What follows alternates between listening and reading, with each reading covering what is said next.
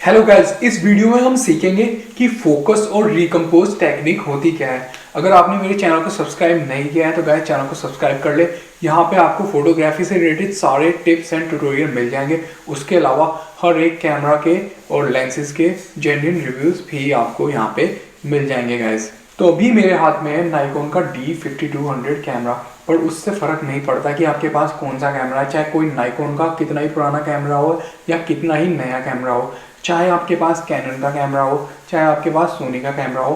Focus and recompose technique सारे brands के कैमरे में एग्जैक्टली सेम है गाइस। तो बेसिकली पहले मैं आपको बता देता हूँ कि फोकस और रिकम्पोज टेक्निक होती क्या है। तो फोकस और रिकम्पोज टेक्निक में हम करते क्या है कि पहले हम एक जगह पे अपना फोकस लॉक कर लेते हैं, उसके बाद हम कैमरे को हिला के अपनी फ्रेमिंग को बनाते हैं और फोटो को हम क्लिक करते हैं। तो एक बार जब हमने फोकस को लॉक कर लिया तो जिस जगह हमने फोकस लॉक किया फोकस वहीं पे लॉक रहेगा। अगर हम चाहे कैमरे को इधर उधर हिला भी दें, थोड़ा आगे पीछे भी हो जाए, उसके बावजूद भी फोकस वहीं पे फिक्स रहेगा। लेकिन इससे आपको फ़ायदा ये हो जाएगा कि आप अपने जो फ्रेमिंग है उसको आप थोड़ा सा चेंज कर सकते हैं। तो मैं उसका आपको एक एग्जांपल देता हूँ। जैसे आप अभी मुझे देख रहे हैं कि मैं इस वीडियो के फ्रेम में एकदम मिडिल में खड़ा हुआ हूँ। तो किसी एक इंसान को मान लो मेरा फ़ोटो लेना है, ठीक है, बट वो चाहता है कि मैं मिडिल के बजाय वो मुझे साइड में रखना चाहता है, ठीक है। तो आपके कैमरे में आपके काफ़ी सारे ऑटो फोकस के पॉइंट्स होते हैं। तो आप देखते हैं कि जैसे कैनन के जो एंट्री लेवल कैमरा है उसमें 9 ऑटो फोकस पॉइंट होते हैं। नाइकोन के एंट्री लेवल कैमरा में 11 ऑटो फोकस पॉइंट होते हैं। कुछ कैमरे में आपके 50, किसी में 150, बहुत सारे ऑटो फोकस पॉइंट होते हैं, ठीक है गाइस। लेकिन अगर आपके पास मान लीजिए कि सिर्फ एक ही ऑटो फोकस पॉइंट है और आपको आपके फ्रेम में एकदम कोई साइड में है ऑब्जेक्ट है, उस पर आपको फोकस करना है, तो क्या आप नहीं कर पाएंगे? नहीं, आप बिल्कुल कर पाएंगे। ये टेक्निक आपको अलाउ करेगी कि आपके जो पूरे का पूरा फ्रेम है उसमें कहीं भी कोई सी भी चीज़ है उसके ऊपर आप फोकस कर पाएँ, ठीक है गाइस। तो मान लीजिए कि आपको मेरे को साइड में रखना है, आप अपने कैमरे में जो मिडिल वाला ऑटो फोकस पॉइंट है आप उसको मेरी आंख पे रखिए, ठीक है। तो उससे मेरी आंख पे ऑटो फोकस पॉइंट होगा तो मेरा चेहरा शार्प आएगा। और फिर आप उसको शॉट को रिकम्पोज करिए और आप अपने कैमरे को हिला के मेरे को थोड़ा सा साइड में ले आए फ्रेम में, और फिर आप शटर बटन को दबा के फ़ोटो को क्लिक कर दें। तो होगा क्या कि फोकस मेरे ऊपर रहेगा लेकिन मैं साइड में आ जाऊँगा।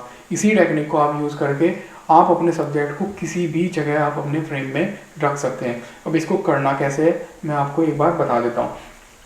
तो ये आपका शटर बटन है जिससे आप फोटो को क्लिक करते हो गाइस। तो आपको दिख रहा होगा ऑन ऑफ। इसको हम जब दबाते हैं तो ये आपका जो शटर बटन है ये दो चीज़ें करता है।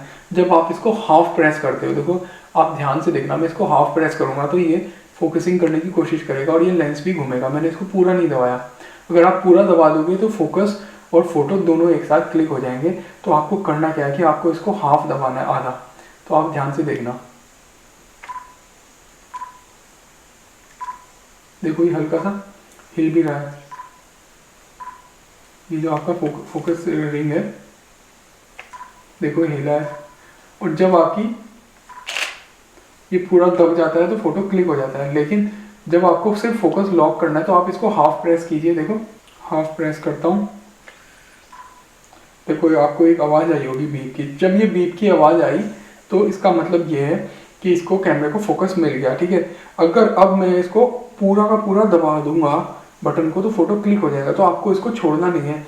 आपको एक बार फोकस मिल गया, आपने इसको लॉक कर रखा है तो आप इसको हाफ प्रेस ही रहने दें, लेकिन इसको पूरा मत दबाएं। पूरा दबा देंगे तो आपका फ़ोटो क्लिक हो जाएगा।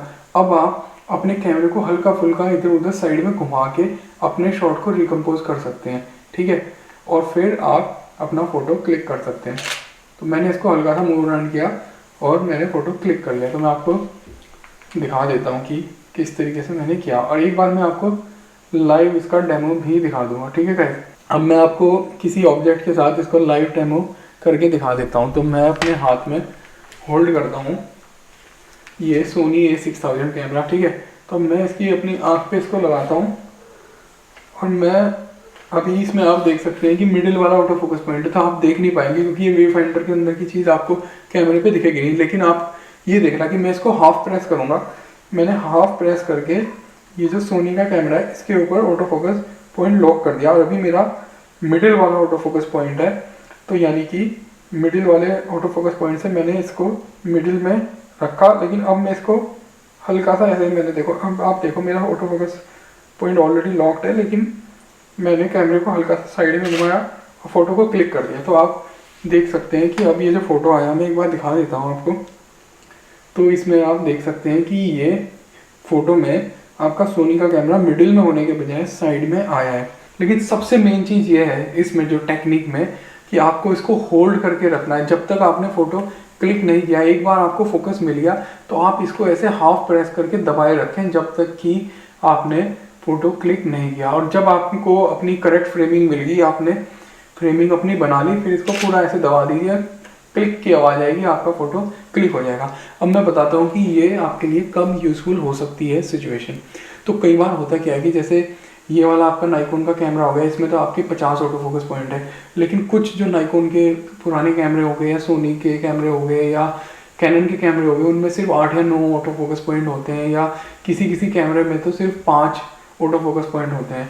इनफैक्ट जो मैंने आपको रिसेंटली एक कैमरा रिव्यू किया था नाइकोन D60, उसमें सिर्फ 3 ऑटो फोकस पॉइंट थे। तो 3 ऑटो फोकस पॉइंट से भी आपको डिफरेंट डिफरेंट जगह फ्रेमिंग में फोकस करना है। जैसे ये है, मान लो मुझे इस कोने पे फोकस करना है, या मुझे अभी इस कोने पे फोकस करना है, या यहाँ पे इस कोने पे फोकस करना है, ठीक है। लेकिन मेरे पास जो फोकस पॉइंट है वो सिर्फ एक यहाँ पे, एक एकदम मिडिल में और एक इधर पे है, सिर्फ 3 है। लेकिन मुझे कोनों में फोकस करना है, तो मैं कैसे करूँगा?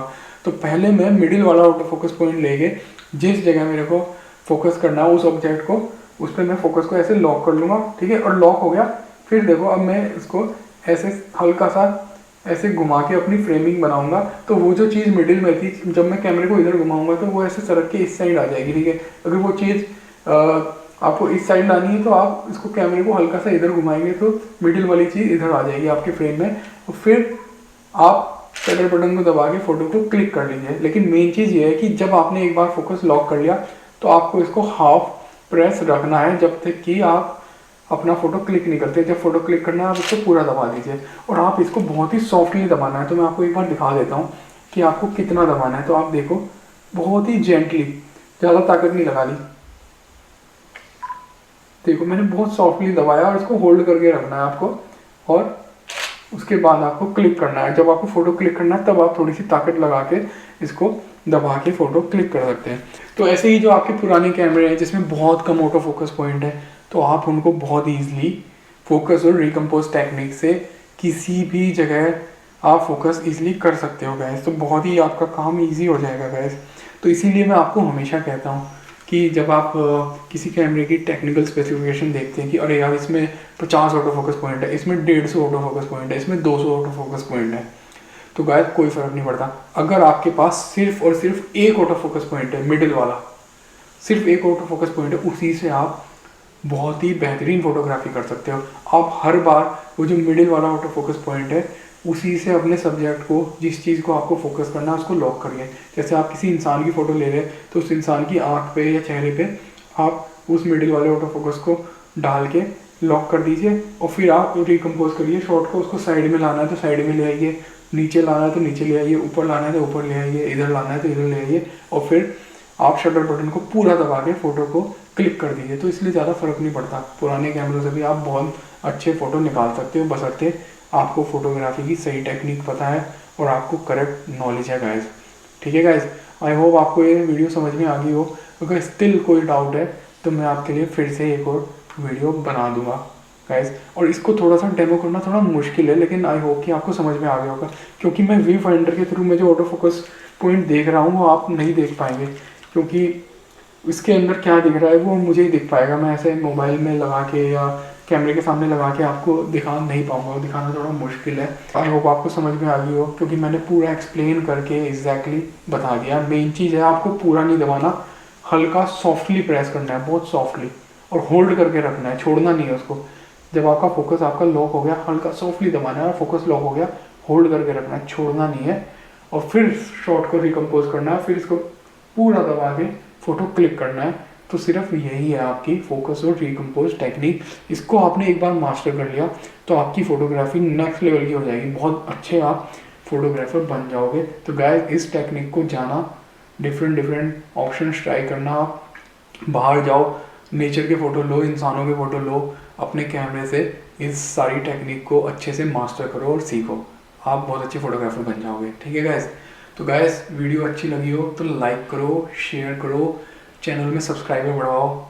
जब 5000 सब्सक्राइबर हो जाएंगे तो मैं D60 और D70 कैमरा गिव अवे करूँगा आप लोगों को। इंस्टाग्राम पे भी जाओ, मेरे को फॉलो करो। तो मिलते हैं हम नई वीडियो में।